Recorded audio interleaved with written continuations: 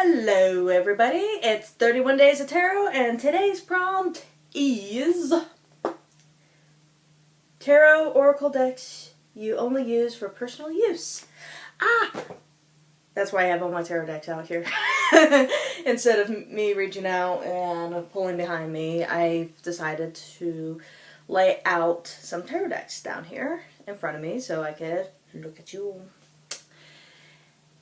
I already did a video, decks by categories video. If you all follow my channel at all, I already posted a video of decks by categories. However, I did some soul searching, and these decks, I've actually added some and subtracted some. I've added decks that I didn't put in my decks by category video, and I exclusively only chose decks that I would have no intention to ever read for a client or anybody else, just for me and me alone. And there's probably, if you were going to get a reading from me or purchase a reading from me on Etsy or whatever the case may be, you probably, if you ever do, I need to stop being rambly, if you ever do, these decks you will never, ever see. You probably will see things like Prague. You might see things like Pagan Otherworlds. You might even see things like Saki Saki or some other things like that. And they're all up here. Even my Thoth decks and stuff you probably will see maybe. Perhaps maybe. But these ones that I'm going to have in this exact category, it's exclusively personal decks that I've never read for anybody else, and I have no intention of reading anybody else. So, treat time! Alright. My first one is right in front of me. It's the Tao Oracle. I'm thinking about edging it, but I'm not sure. I don't think I will. This deck, for sure, has been a very personal deck. I've done draws and stuff on Instagram, but they're kind of like a daily draw or a personal draw, but they're not necessarily readings. So this one I would have not do a draw for others or anything like that. I kind of do my draws and stuff on Instagram, but they're kind of almost like a personal daily draw, and I've decided to take a picture and post it on Instagram and share it with everybody. So that's me being nice with the Tao Oracle, but it's not really something I would be sharing with anybody anytime soon. Alright, my next one is the new Mythical Creatures Tarot, the Microme edition. I am definitely planning to sneak the colored edition if it comes out at the end of this year or the beginning of next year. I'm going to have to fit that in my budget, and hopefully it's not going to be an arm and a leg. But this deck, for sure, is, I know I showed this one all the time, but this is like my favorite card in this deck.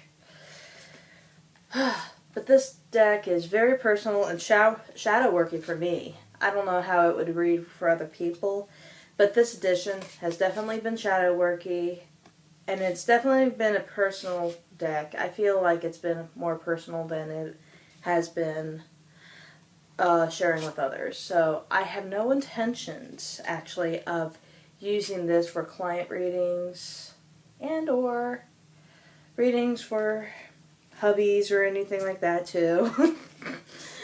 So, yeah, my personal deck it also is the Mythical Creatures by Babo Studios. And another personal deck that it's kind of a personal deck by default, but I do need to do a video. I probably will do one right after this one, is the Native American decks, or my Native American tarot decks. This one I did for the Tarot Perspective.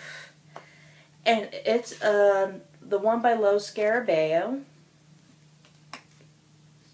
It's very deviated from the Rider-Waite-Smith tradition.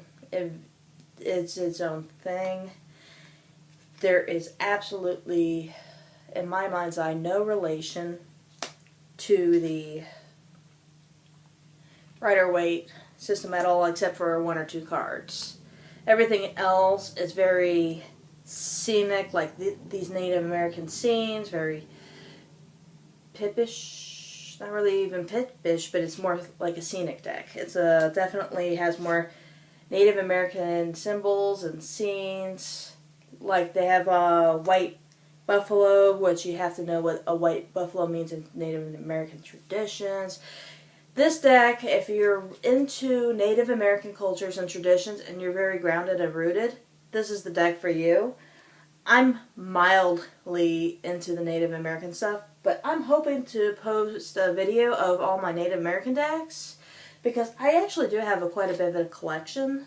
And I also heard people were talking about wanting to, what are good books for medicine wheels and stuff like that on live chat yesterday. And I'm like, it's about time for me to post some Native American decks and books and stuff for those who are interested because it's definitely way past due for me. But staying on topic, this is one I've also posted on Instagram, is my Fallen Angels Oracle.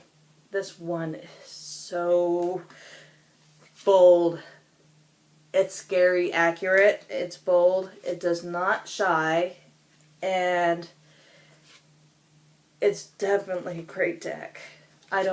Cannot say otherwise. I don't really know all the Fallen Angel associations on this oracle or deck. I don't know them all because I'm not Catholic, and I think a lot of it is Catholic and Judeo, come from some Judeo roots as well. So I'm not very on top of it as far as the fallen angels and what they're associated with and what they mean. So the guidebook to this deck actually is pretty essential now that I'm thinking about it, and I think it's in the box.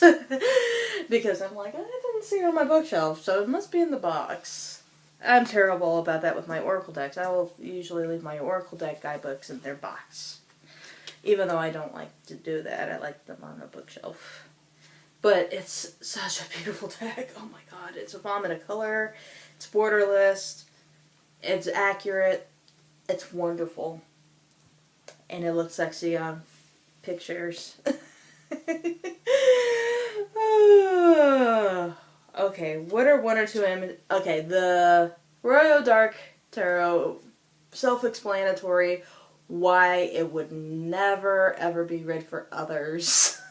Let me see if I even can find remotely one or two images that are... Okay, that one's safe-ish. Still has a lot of booby. Okay, this one's safe-ish. It has a lot of these pornographic hero themes.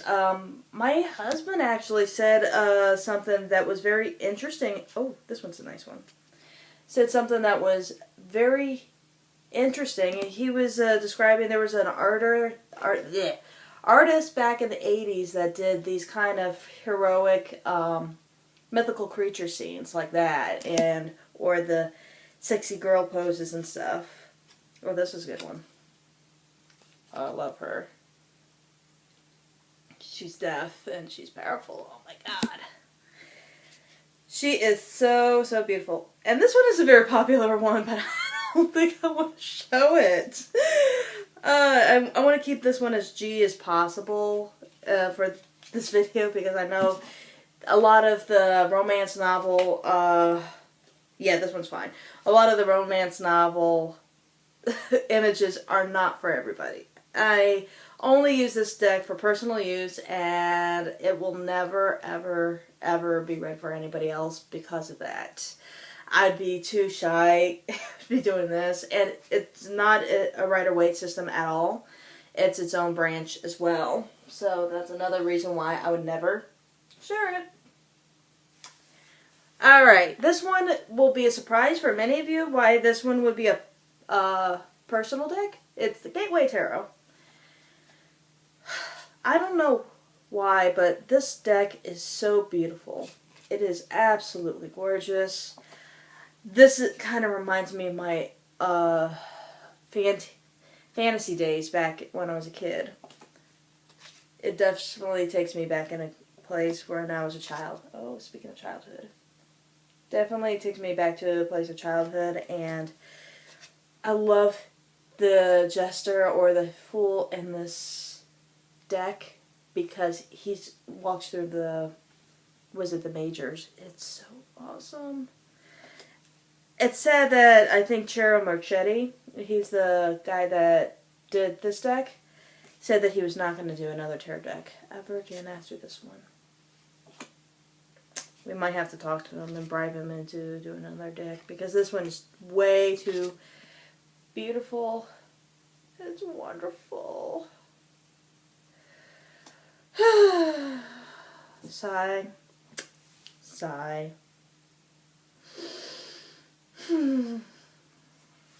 But yeah, this one's a very personal deck for me.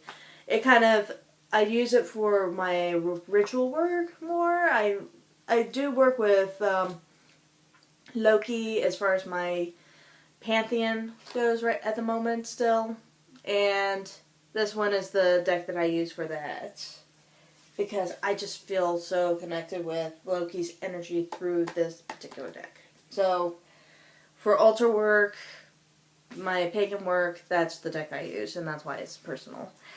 And this one, I have not a clue what... I've discovered it is a prompt, and this one will be in my later prompt. And this deck, I love it. It's quirky, but it's also not something I just whip out for anybody to read. I've heard that this deck actually likes to be a personal deck for many people. That I was right. Grammatically correct there. I was. I had to think about that one for a second.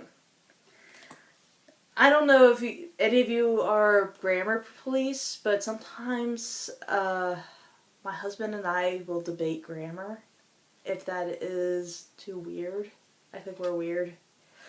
But yeah, this is definitely a personal deck, but I think it likes to be a personal deck for a lot of people though. So it's not surprising that this one is a personal deck and chooses to be a personal deck.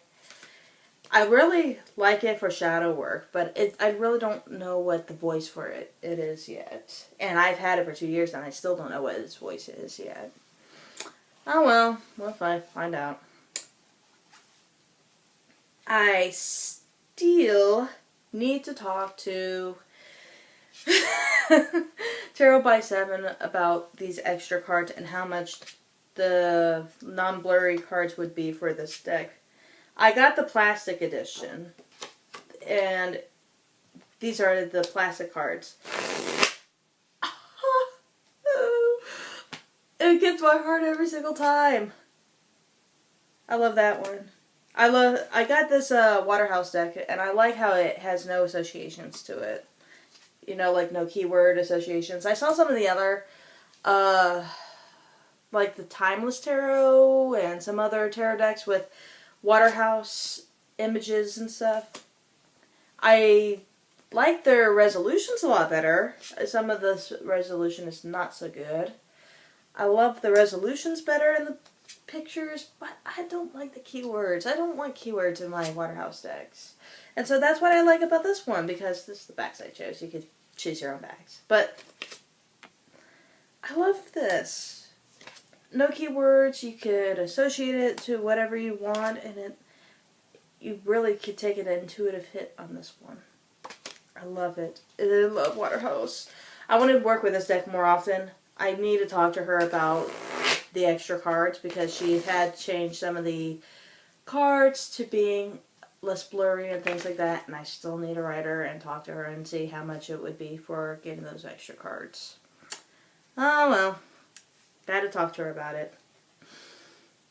But I love this deck though. It's a wonderful deck. This one is actually starting to talk like it's a personal deck, is the Starchild Tarot. I gotta do something with a cardstock. I either gotta do this or something like that, or start bending the cards like that, because the cardstock in this deck is really, really thick. It kind of is comparable to my Terra Noir, which is a really thick cardstock, but this is a better cardstock than the Terra Noir for sure. This one is so, it's like that matte, it's beautiful. It's absolutely gorgeous. People are getting the borderless deck for this. I want to get the borderless deck, but I can't afford it. And when I got this in the fall, I was like, damn it, I should have saved my money for the borderless edition.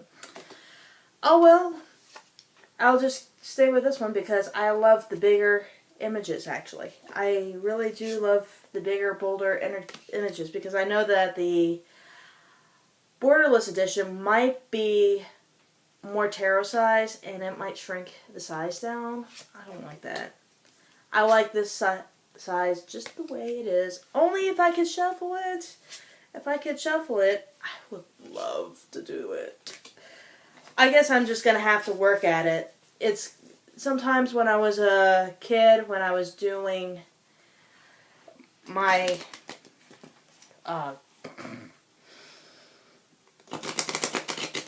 yeah, I'm just going to have to work at the cardstock, I think. When I was a kid and doing playing cards when I was kids, and to break in the playing cards, you have to shuffle it like a million times sometimes. This cardstock is just going to have to be that way. I'm just going to have to break it in. Eventually it will be bendy, but I just have to use it more often to be bendy. This one is the Bala Studios Bohemian Gothic mini deck. It's so cute, isn't it? It's so adorably small. I actually really like this deck. I actually wish I had the full-size version of this deck. But I panicked and I got this version. And I actually am glad that I got this version versus the full-size, because I don't think I will use this deck as much as I thought I was for other people and more for myself. And I could do bigger spreads with this. Because I think the full size would have been about the size of my Tarot Prague, maybe. And I just like the size a little bit better. It's a little bit more intimate. I like the mini decks now. I wasn't a big fan of mini decks when I bought this. But after I bought this, I'm like, I like mini decks now. And it's a cute little shuffle, too. It's like a... Yeah, you hear that? It's like a little zip. Kind of so cute. And then it is really good for overhand shuffling, too. I actually like mini decks as far as overhand shuffling more than the bigger size decks for overhand. And I trimmed, bordered in black, too. Alright. This one, for many people, I don't think many people are going to be surprised, and I think a lot of people are going to put this on their list as far as personal decks. It is the Margaret Peterson. Margaret Peterson is a personal deck for sure. I put the element symbols and the numbers there, so it's a beautiful deck. I posted a really cool picture on Instagram. Very nice deck. I think this one is going to be more of an intuitive read for me. I will read it like a tarot deck, but I think it will be more definitely intuitive. I think that's what it's wanting to be. I could be anything you want me to be and more. Oh God, this is beautiful. This one would be Justice card, I believe. No, this is the Hermit. This is Hermit card. I love the greens. I think I made some people envious, but I'm like, I'm really not as good as people think. I am. I had it all in a spread like my Romney spread, but I have the elements and the numbers there too. Definitely a pretty deck. I still need to really work with it and get to know it a little bit better than I do. It is just beautiful, beautiful, beautiful. One that I think everybody is tired of me showing off is I actually think I show this deck off more on social media than I actually read with it, or even use it to flip through. I think I showed this deck off more often than I actually use it. So maybe this is a good thing. This is my social media deck. Evie has a social media deck. It is the Kabbalah Mystics Visions Tarot. Oh man. I don't know. What am I going to do with this one? I used it for tarot perspective. Still don't read with it. I show it off all the time on social media. And that's the only thing I use it for. I just show it off as social media. Beautiful. I like the images though. Even though I show it off all the time on YouTube or Instagram or something. It's definitely fun to show it off, but I don't read with it. Show it off. And my last one is the Tarot of Vampires by Ian Fleming with the guidebook Phantasmagoria. I actually like this one. I don't read with this one often, and when I do read with it, it's very shadow worky. It's, I don't know what its voice is yet. I just need to work with it. That's kind of why it's in my personal deck collection. I love the vampires. I love the cheesiness of the vampires. And he's coming out with another deck. I think it was like an Angels and Fairies deck or something like that. Or Fairies and Demons deck. Something like that. But it looks beautiful too. I just can't afford it. I think it's on Kickstarter. Oh well.